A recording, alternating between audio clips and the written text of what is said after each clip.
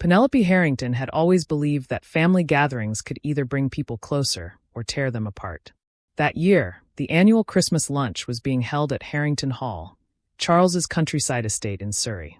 The sprawling red brick home had been in the family for 3 generations, though it had been Charles's name on the deed for the last 15 years. The estate looked perfect in the crisp December light. Ivy climbing the walls, smoke curling from the chimney, and a light dusting of snow on the gravel driveway.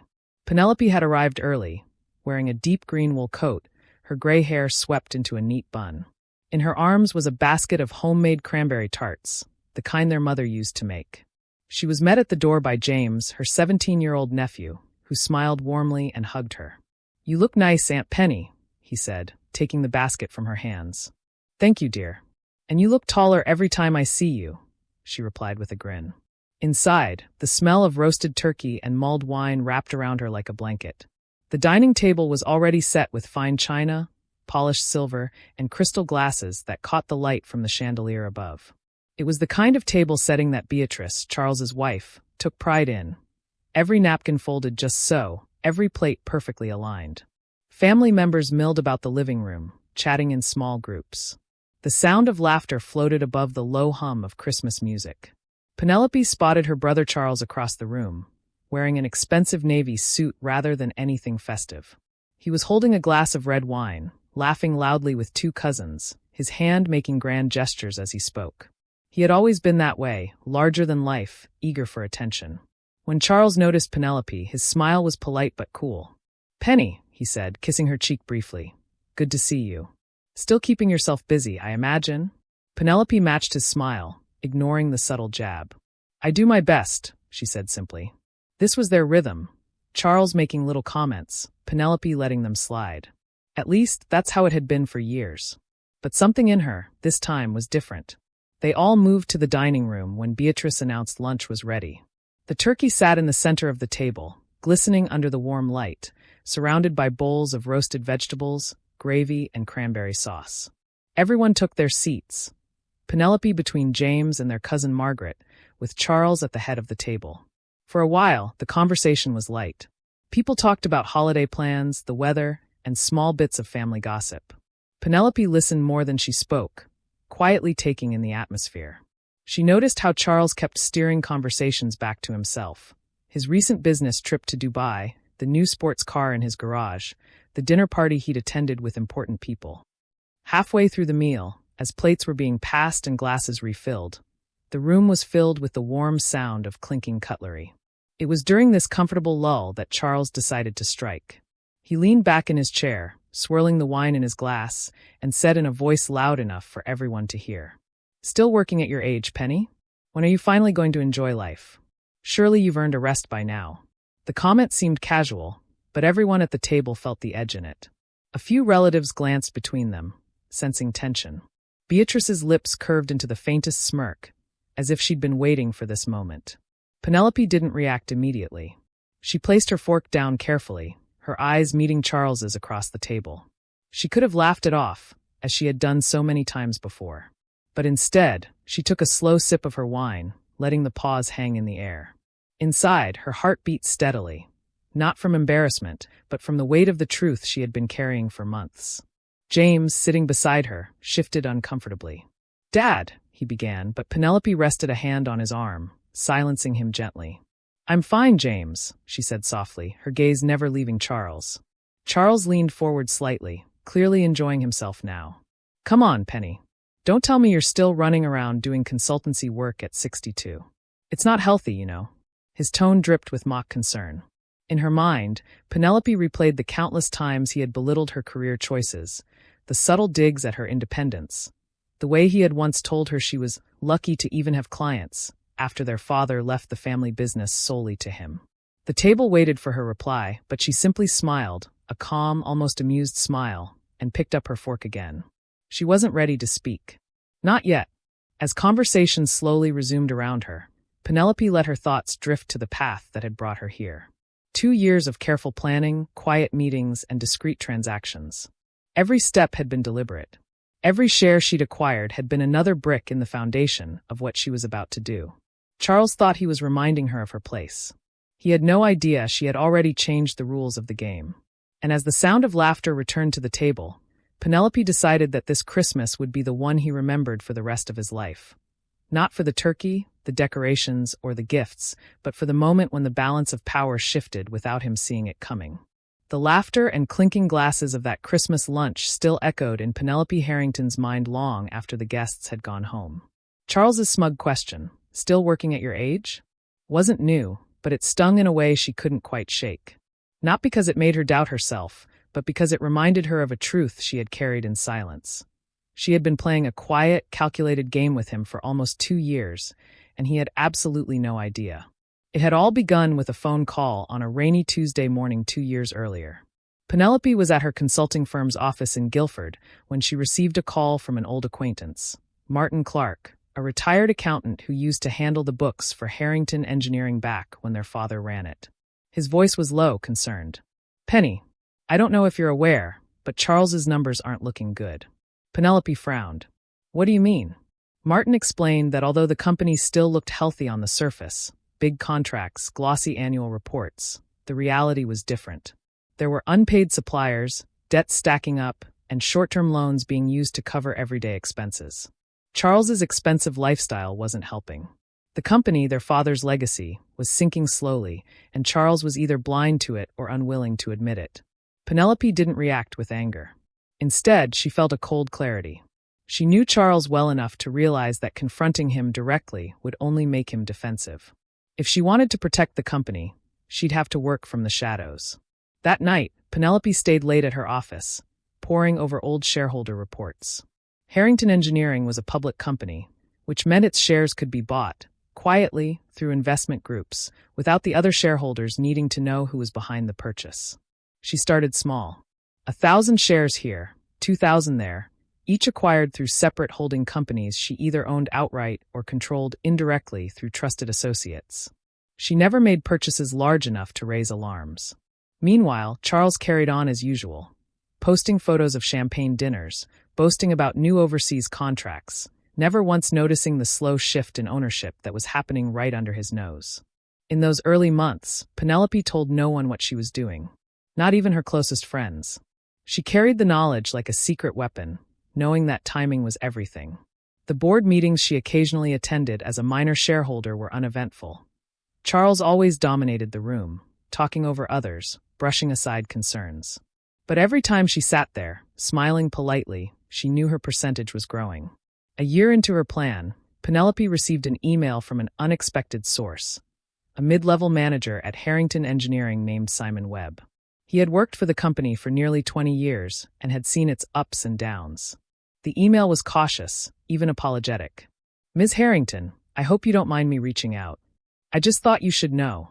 The company's finances are worse than the reports show. I think Mr. Harrington is hiding the extent of the problem from the board." Penelope invited him for coffee the next day. Simon confirmed what she already suspected. Charles was taking out short-term, high-interest loans to fund not only the business, but also his personal spending. He was making risky bets on contracts that weren't guaranteed to pay off. If one or two of those deals collapsed, the company would be in serious trouble. She didn't tell Simon about her growing ownership stake, but she did ask him to keep her informed of anything critical. Simon agreed, partly out of loyalty to the Harrington name, partly because he feared losing his job if the company collapsed. The real turning point came when one of Charles's major contracts, a massive infrastructure project in the Middle East, fell through. It barely made the news, but internally, it was a disaster. Shares in the company dropped slightly. For most shareholders, it was a minor blip. For Penelope, it was an opportunity. She made her biggest move yet, purchasing a large block of shares from a nervous investor who wanted out before things got worse. That single purchase pushed her ownership from 38% to 47%. Now, she was close. During this time, family gatherings were their own quiet battleground. Charles continued to make comments about her overworking herself or not knowing how to relax. Beatrice would give her those polite but dismissive smiles, the kind that said you're beneath us, but I'll tolerate you for now. Penelope never argued. She nodded, smiled, and asked about their holiday plans, all while knowing that her signature was appearing on more and more shareholder forms. It took another 6 months for her to secure the last few percentage points she needed. A small group of elderly shareholders, all of whom had been loyal to her late father, decided to sell their shares to someone who still cared about the company's values. They didn't know it was her, not officially, but when the papers were signed, Penelope Harrington became the majority shareholder of Harrington Engineering. She sat in her study that night, the fire crackling in the grate, a glass of whiskey in her hand. It should have felt like victory, but it didn't. Not yet. She still had to decide what to do with the power she now held. She could quietly steer the company back on course, keep Charles in place as a figurehead, and no one outside the boardroom would ever know. But part of her, the part that remembered every dismissive laugh, every time he had cut her off mid-sentence in a meeting, every time he had treated her as though her successes were accidents, wanted him to know. And so, 2 years later, as she sat at that Christmas lunch table in Chapter 1, watching Charles smirk over his wine glass, she felt no fear. He thought he was reminding her that she was just the older sister who never knew when to quit. He didn't realize that she was the one holding his future in her hands. The game had been played in silence. Every move had been invisible to him. And now, with a single sentence, she could turn the board over completely. But she wouldn't do it in anger. No, she would do it with the same calm precision she had used to take the company in the first place. The kind of move that leaves no doubt who the real winner is. And as Charles raised his glass for another smug toast, Penelope quietly decided. Today was the day he would find out. The clink of cutlery against porcelain had slowed, replaced by the lazy rhythm of conversation and the occasional burst of laughter from one end of the table. It was that peaceful moment after the main course, when stomachs are full, wine glasses are refilled, and the mood is just light enough for someone to ruin it with the wrong comment. Charles Harrington had been waiting for that moment.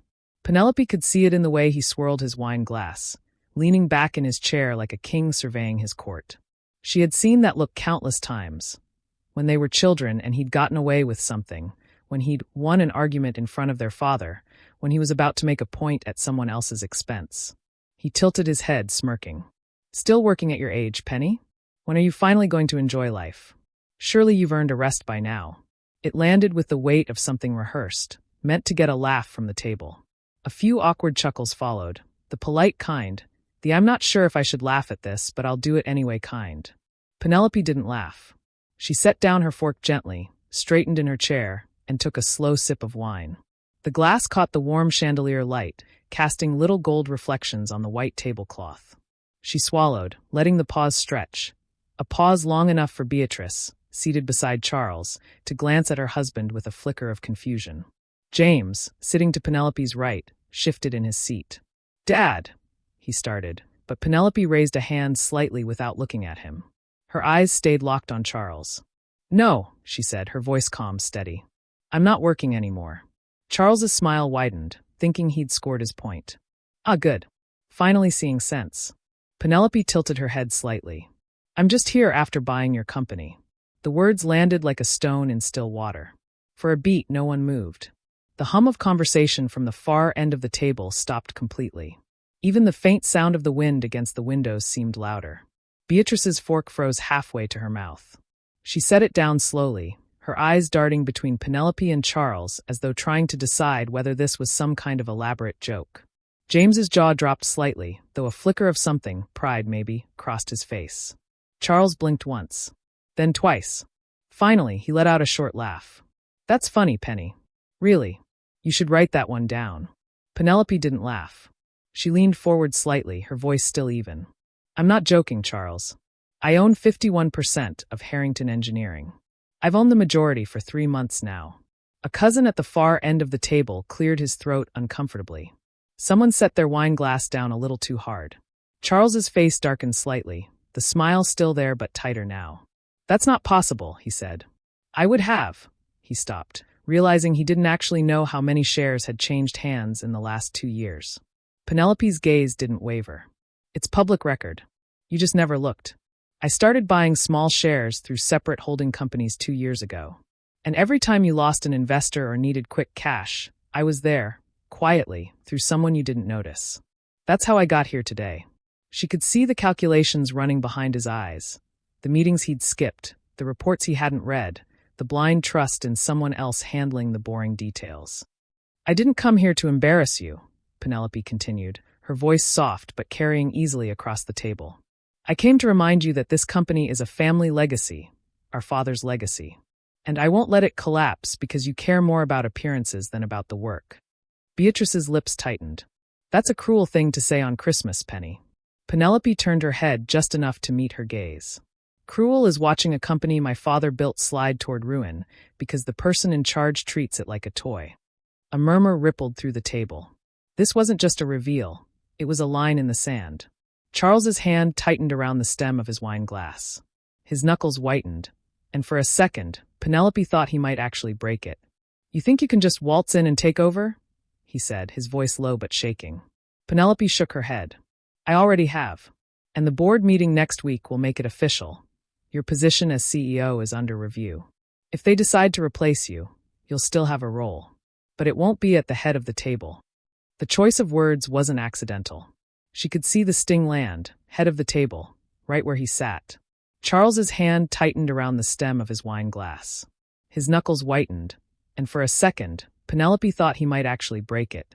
"You think you can just waltz in and take over?" he said, his voice low but shaking. Penelope shook her head. "I already have. And the board meeting next week will make it official. Your position as CEO is under review. If they decide to replace you, you'll still have a role. But it won't be at the head of the table." The choice of words wasn't accidental. She could see the sting land, head of the table, right where he sat. Charles's hand tightened around the stem of his wine glass. His knuckles whitened, and for a second, Penelope thought he might actually break it. "You think you can just waltz in and take over?" he said, his voice low but shaking. Penelope shook her head. "I already have. And the board meeting next week will make it official. Your position as CEO is under review. If they decide to replace you, you'll still have a role. But it won't be at the head of the table." The choice of words wasn't accidental. She could see the sting land, head of the table, right where he sat.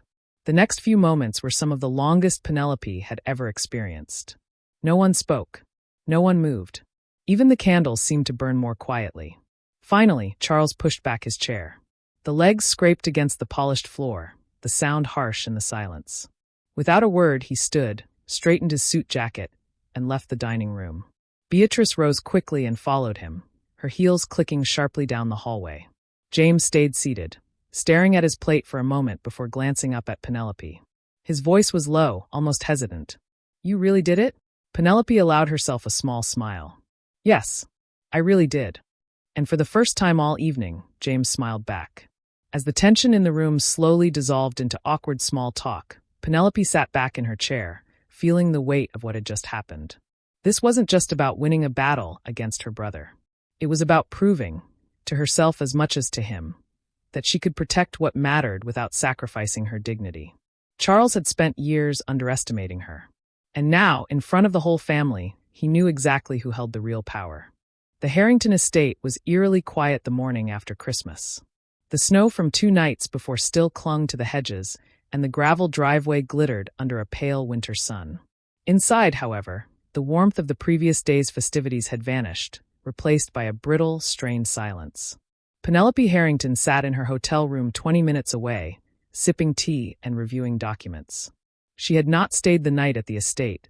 After her revelation at the dinner table, she had politely excused herself, citing an early morning meeting. In truth, she had simply wanted to leave Charles and Beatrice to their thoughts. She knew exactly what those thoughts would be. Charles had stormed out of the dining room the night before without a word, Beatrice hurrying after him. They hadn't returned for dessert. The rest of the family had done their best to carry on, but the atmosphere had been impossible to rescue. James had stayed behind at the table, occasionally glancing at the door his parents had disappeared through, then back at Penelope with a mix of curiosity and quiet admiration. He hadn't said much, but his eyes had said enough. "I didn't know you could do that." Now, back at the estate, Charles was pacing his study like a caged animal. Beatrice sat in a high-backed armchair, arms crossed, her expression a mask of cold fury. "You let her humiliate you," she said finally. Charles spun on his heel. "You think I let her? She blindsided me." "She couldn't have done it if you'd been paying attention," Beatrice shot back. "You should have seen it coming." The argument spiraled, voices rising, accusations flying. Neither of them noticed James lingering in the hallway, listening. 3 days later, Penelope walked into the sleek glass and steel headquarters of Harrington Engineering. The air inside smelled faintly of fresh coffee and expensive perfume, a calculated mix to impress clients. She had been here many times over the years, but never like this. The boardroom was already half full when she arrived. Around the polished oak table sat the company's senior directors, all in dark suits, their expressions politely neutral. Charles was there too, at the head of the table, his posture stiff, jaw set. The meeting began with routine financial updates, market forecasts, and contract summaries. Then, inevitably, the agenda reached ownership and leadership structure. One of the directors, a silver-haired man named Graham Ellis, cleared his throat. As most of you know, there has been a recent change in our majority shareholder status. Ms. Penelope Harrington now holds 51% of the company's shares. A murmur went around the table. Charles's eyes burned into Penelope, but she kept her gaze on Graham. Graham continued. In light of this, the board has the authority to review the current CEO position. Given the company's recent financial instability, we need to decide whether a change in leadership is necessary to secure our future. Charles straightened. I've been leading this company for 15 years. Our reputation. Penelope spoke for the first time, her tone calm but unwavering. Our reputation is slipping. Our debt has grown in the last 3 years. Contracts have been lost, and short-term loans have been taken out to cover operating costs. That isn't sustainable. This company is my father's legacy, our family's legacy, and I will not watch it collapse. The room was silent. The vote was swift and decisive. 6 in favor of replacing Charles as CEO, 2 against. Charles sat frozen for a moment, the reality sinking in. Beatrice, sitting behind him as an observer, gripped her handbag tightly, her knuckles white. Graham turned to Penelope. As majority shareholder, the appointment is ultimately yours. Who will you be nominating? Penelope didn't hesitate. Richard Collins. He's been with us 25 years, knows the business inside out, and doesn't treat it like a trophy. Richard, seated near the end of the table, looked stunned. I thank you, Ms. Harrington. I'll do my best. After the meeting, Penelope asked Charles to join her in a smaller conference room. He entered stiffly, shoulders tense. I'm not here to gloat, Penelope began. I'm offering you a consultancy role. Less pressure, more flexibility. You'll still have influence, but you won't be responsible for day-to-day management. Charles laughed bitterly. You want me to work under you? I want you to work with me, she corrected. But if you can't accept that, I'll understand. His silence was answer enough. He walked out without shaking her hand. That evening, Penelope returned to her modest home. She poured herself a glass of wine and stood by the window, looking out at the quiet street. She thought about the 2 years it had taken to get here, the late nights, the careful planning, the restraint it had taken not to act sooner. She didn't feel triumphant, exactly. More resolved. The company was safe, for now. Her father's name still meant something. And Charles, well, he had learned that underestimating her came with consequences. A week later, James showed up at her door, hands stuffed in his coat pockets. Dad's not talking to anyone, he said, stepping inside. Mum's pretending it's all fine, but it's not. I just wanted to say, I think you did the right thing. Penelope smiled faintly. That means a lot, James. More than you know. He hesitated, then added, maybe one day you'll let me work for the company. Learn from you. For the first time in days, Penelope laughed, a genuine, warm laugh. We'll see, James. We'll see. In the months that followed, Harrington Engineering stabilized under Richard Collins's leadership. Contracts were renegotiated, debts paid down, and morale improved. Penelope stayed involved as chair of the board, keeping a watchful eye on every detail. Charles never took the consultancy role. He invested in a smaller venture, something far from the public eye. Beatrice kept her social calendar full but noticeably quieter. As for James, he began spending more time with his aunt, shadowing her at meetings, asking questions, learning. He never said it out loud, but Penelope suspected he had already chosen which Harrington he wanted to be like.